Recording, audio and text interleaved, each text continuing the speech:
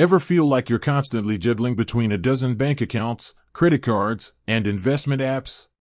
You're not alone. In today's digital age, managing our finances can feel like a never-ending game of whack-a-mole. That's where budgeting apps like Mint come in, promising a one-stop shop for all your financial needs.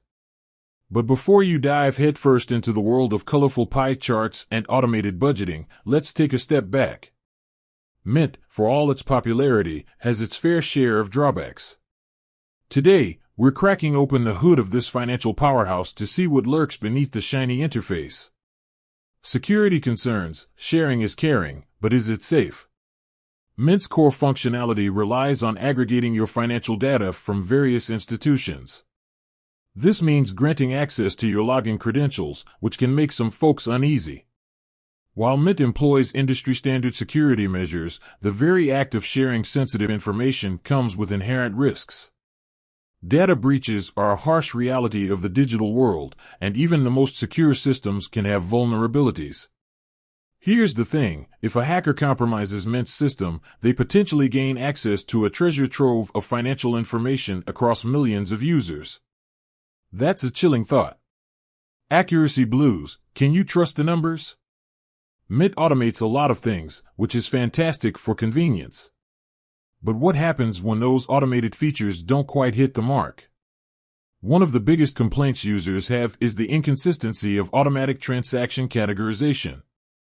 Imagine budgeting for groceries, only to find half your supermarket purchases categorized as entertainment because Mint thinks you bought a movie ticket with your loaf of bread. These inaccuracies can throw your entire budget out of whack, making it difficult to get a true picture of your spending habits. The constant need to manually recategorize transactions can become a time-consuming chore, defeating the whole purpose of using an automation-focused app. Limited functionality, is Mint a jack of all trades, master of none? Mint excels at providing a high-level overview of your finances. But when it comes to in-depth features, it might leave you wanting more. For instance, Mint doesn't offer bill pay functionality, which is a major drawback for those who like to manage everything from one central location. Another limitation is the lack of support for multiple currencies. If you have international accounts or travel frequently, Mint might not be the most suitable budgeting tool. Free isn't always free, the price you pay beyond money. Let's be honest, free is a pretty sweet word, especially when it comes to personal finance apps. But remember, there's often a hidden cost. Mint is a freemium service, which means you get the core functionalities for free, but advanced features might require a paid subscription. However, the bigger concern might be the data you're giving up.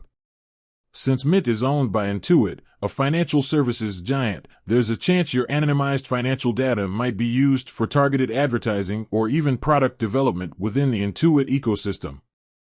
So, should you ditch Mint altogether? Hold your horses. This isn't a Mint bashing session. The app offers undeniable benefits, especially for those who are new to budgeting or prefer a visual approach to managing their finances. The key takeaway is to be an informed user. If security concerns you, weigh the pros and cons of using a third-party aggregator. Double-check your transaction categorization regularly and be prepared to make manual adjustments. Remember, Mint is a tool, a powerful one at that, but it shouldn't become your sole source of financial truth. Explore other budgeting strategies and consider using Mint alongside a budgeting spreadsheet for a more comprehensive picture. With that said, thanks for watching and until next time.